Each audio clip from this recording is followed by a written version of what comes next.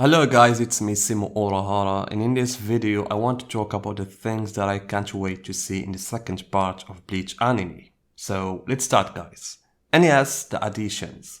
As a reader of the manga, I know already what will happen in this part. So for this my interest will be more about the additions, whether we saw some of them in the previous trailers, such as the words of Ichibi that aren't found in the manga. If you notice, the studio gave us many hints that Ichibi will have more than one line outside the manga, and therefore this matter may mean that the part that was missing in Ichigo's training while he was in the Royal Palace, we will see it finally. Because we saw almost all the castles in which Ichigo trained. We saw his conversation with Kirinji, Hikofuni as well as Nimaya, except Ichibi and Shinjimaru, but the important for me is the training that he took with Ichibi.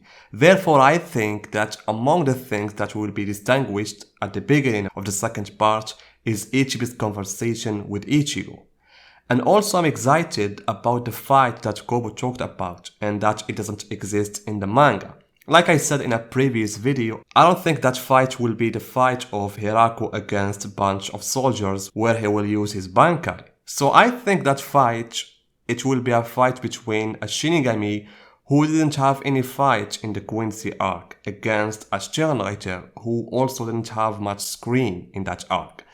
Therefore, this fight will be new for both the manga readers as well as the anime fans. Finally, I think that there may be significant additions in terms of their impact on the story, in the sense that they will suddenly appear in the episodes and be like a surprise. And I really want to see this kind of surprises. I mean to see something that we hadn't any clue about, either in the previous trailers or any of Kobo's interviews. And we move to the adaptation. It is true that this issue of the adaptation no longer constitutes for me a big deal as before. But knowing how many chapters will be adapted in this part, it will certainly give us a glimpse of how the next parts will be. If the adaptation was like the first part, I mean like 5 chapters for each episode, this will mean that the next parts will know some original content. And I mean a lot of original content. It may be equal to the rest of the manga chapters. Thus, we may see completely new battles and events. This is why the first 3 episodes may give us enough information about how the adaptation will be. And keep in mind guys that most of the second part content is just fights. And you know how Kobo makes his fights in the manga. Many panels are without bubbles and many pages for certain movement or technique. For this, don't be surprised if you're gonna see 2 big fights in one episode. And speaking about the big fights, and as I said, one of the distinctive things that is found in the second part is the number of fights. Yes, a lot of fights that will happen will witness a special events, including the emergence of new Bankai. Personally, there are 3 fights that I want to see. And let's start with the fight of Rukia against Ace Note. For 2 reasons, I want to see this fight. First, I like the character of Ace Note. It is true that he's not one of my favorite characters among the Sternreiter, but his Schrift ability and the way he behaves make him special. Plus, he is one of the few characters that we have seen some of his flashback. So I wonder if this flashback of him will be adapted as it is, or will Kubo add some other scenes. On the other hand, I'd like to see Rukia's power after she came from the Royal Palace and released her Bankai. There is no doubt that her Bankai scene will be one of the most special scenes in this part. As for the second battle, it is the battle of Zaraki against Grimy. This battle may be the main battle of the second part because it is found in the middle of the events.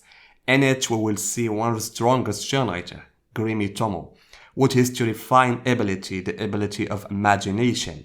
But what is important for me is seeing Zaraki with his unsealed power, because he will come from the Muken after he took that firstly battle against Unohana, the first Kinpachi. His battle with her has changed him. In the past, he was fighting with a small piece of his total power, plus he didn't have a contact with his Zanpakuto. But after the fight of the Muken, he became a new person. The seals that were on him had removed, and Nozarashi's words, the words of his Zanpakuto, had finally reached him. and made him unable to know the name of his Zanpakuto and unleash the Shikai. So I'm so excited to see Zaraki getting ready to destroy that meteor using Nozarashi.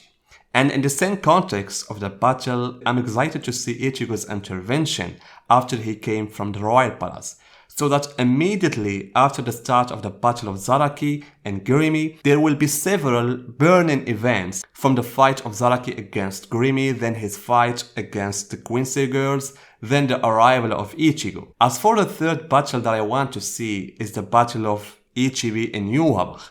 I'm not sure exactly if the second part will reach this battle or not, but most of the signs suggest that, and thus ending the second part with that fight would be one of the most amazing things that could happen. In that battle we will see the power of one of the most powerful Shinigamis, namely Ichibi Yusibi.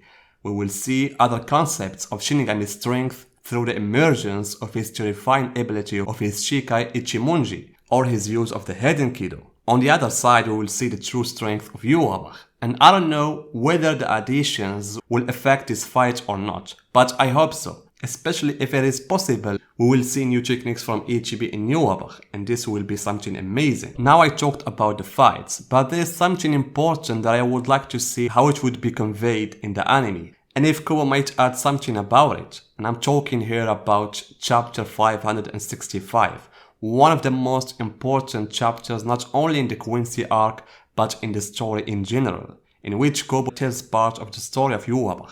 I don't mind adapting that chapter as it is, but at the very least I hope Kubo adds the date of that event. Like what happened with Zaraki and Unohana. In the manga it's not mentioned when that battle took place, but in the anime the phrase a few hundred years ago was added, because knowing the history of the events of that chapter may clarify for us many things that are still unresolved about Yhwach and his relationship with Ryo, as well as the rest of the Quincy race. And finally we move to the animation. As I always say, I don't care much about the issue of animation. I mean, I would like to see good animation for fights, but I don't want them to be at the level of some short animes or movies.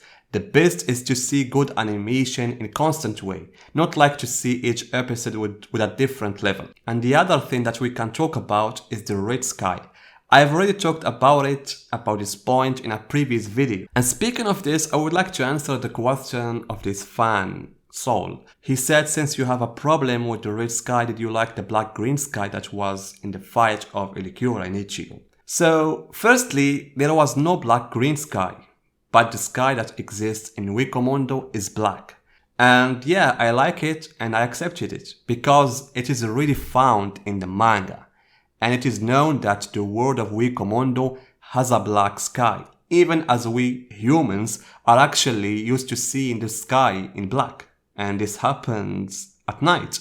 And therefore, whether the definition given to the world of Wikomondo or the reality we're living in, it makes us not seeing any problem in the existence of a black sky.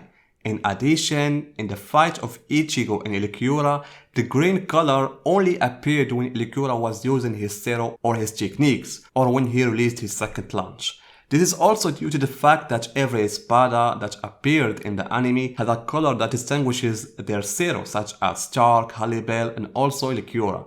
And these things were appearing temporarily, and also had a reason in the story.